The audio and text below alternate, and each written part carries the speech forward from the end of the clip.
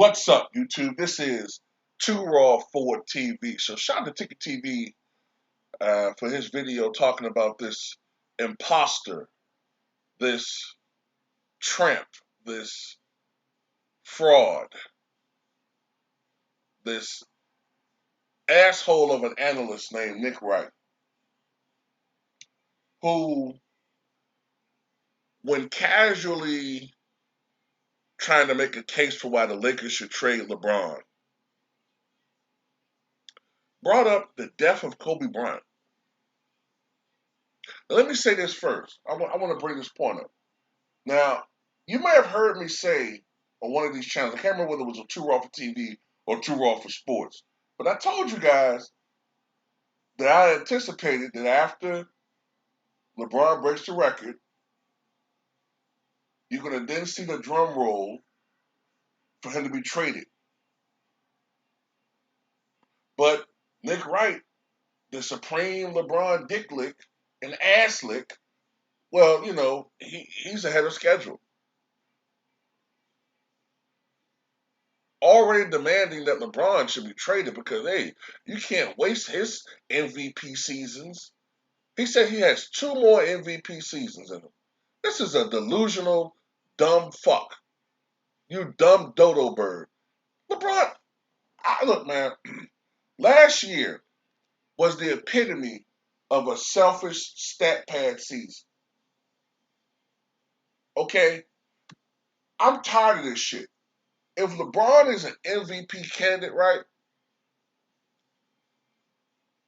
usually when you put up points like he did, and people keep talking about he carried the team, normally that'd be enough to at least push the team to the playoffs, right? Because I'm trying to figure something out here.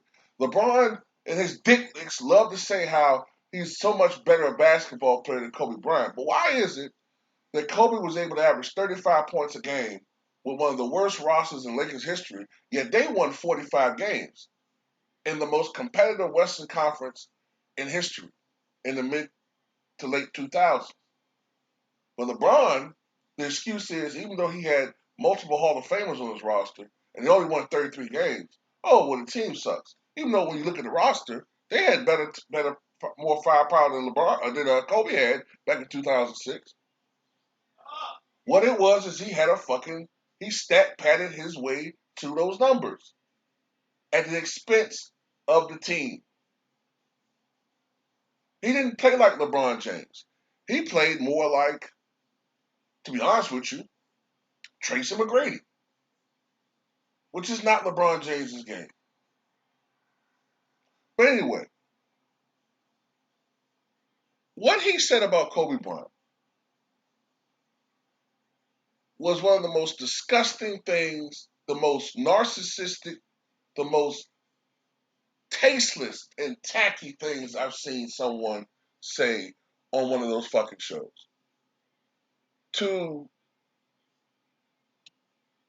reduce Kobe Bryant's passing to a talking point about why LeBron should be traded and respected. Wait a minute, LeBron kept the team together after Kobe died? No. The love for Kobe Bryant pushed that team to where they went. All praise go to Kobe Bryant. All praise goes to Kobe Bryant. They always want to make LeBron the center of fucking attention. That's the main thing that irritates me about LeBron when it comes to basketball and when it comes to his sycophants. They always want LeBron to be at the center of attention. One of the most disgusting, despicable, heinous, immoral, corrupt, just cantankerous things I've ever seen in my life was when Kobe Bryant passed away.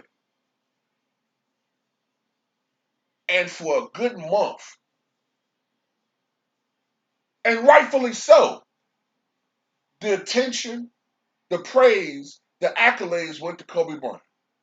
And you had LeBron fans in comment sections. You remember that shit.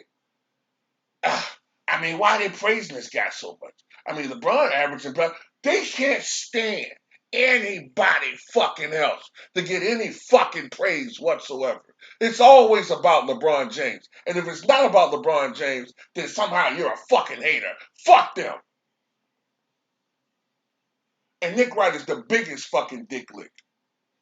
He could have cared less when Kobe Bryant died. I remember that fucking day vividly in my mind. It was a Sunday. The prior Saturday on national television, LeBron James passed Kobe Bryant in scoring.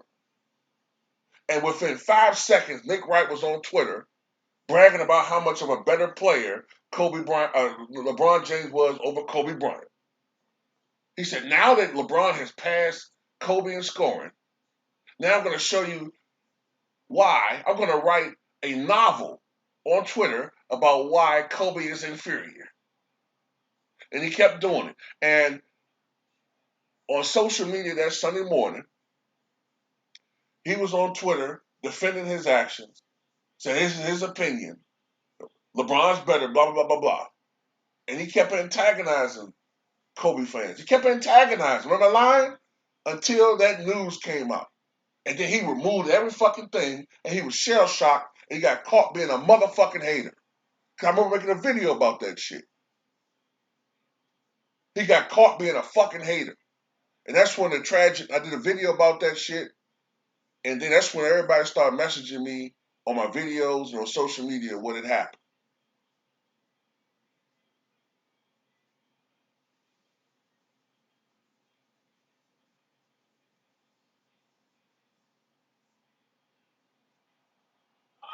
Kobe Bryant's memory, the love for Kobe Bryant, Lakers Nation held the Lakers together. Not some fucking speech LeBron makes in the Staples Center or the former Staples Center. Laker fans weren't thinking about that shit. The thing that motivated Lakers Nation was Kobe. And to sort of act like this is WWE and you put in, see, WWE does it. Wrestling used to do that. Put in a fake death storyline to push a narrative, to push some storylines, I guess I should say. This is real life. And it wasn't like he had a natural death either. He was 41 years old, cut down in the prime of his life.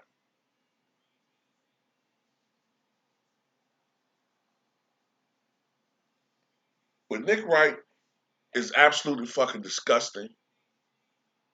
And I do agree that this man should be removed from television. He's biased. He's spiteful. He does not present a fair assessment of facts. He cherry picks. He's the worst thing when it comes to being an analyst. He's not honest. He goes by his feelings. He goes by what he does is he cherry picks stats to favor his biased argument.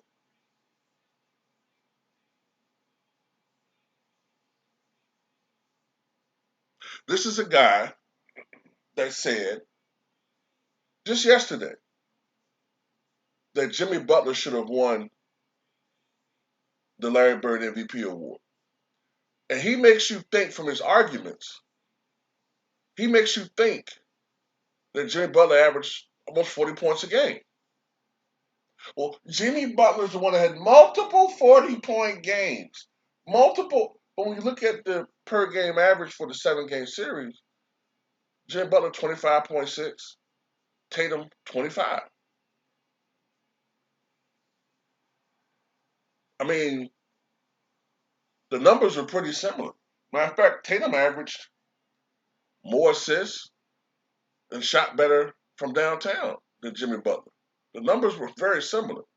And the point is, Jason Tatum's team won. And no, Nick Wright, 3-4 years from now, people are not going to remember Jimmy Butler going off for those 40-point games. What they're going to remember is the Celtics beat the Heat.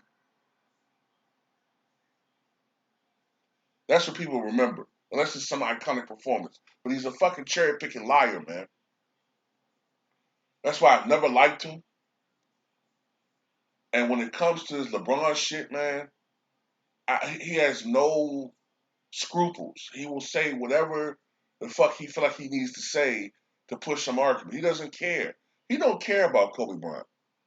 He tries to act like he feigns some type of sadness or emotion with Kobe. He didn't give a fuck.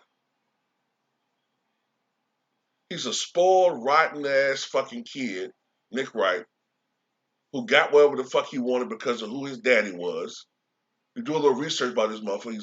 He's a typical Montana Max from goddamn Tiny Toons motherfucker. Spoiled, rotten, got whatever the fuck he want, whiny ass fucking kid because of who his parents were, who his daddy was. That's how he got the fuck to where he is in journalism.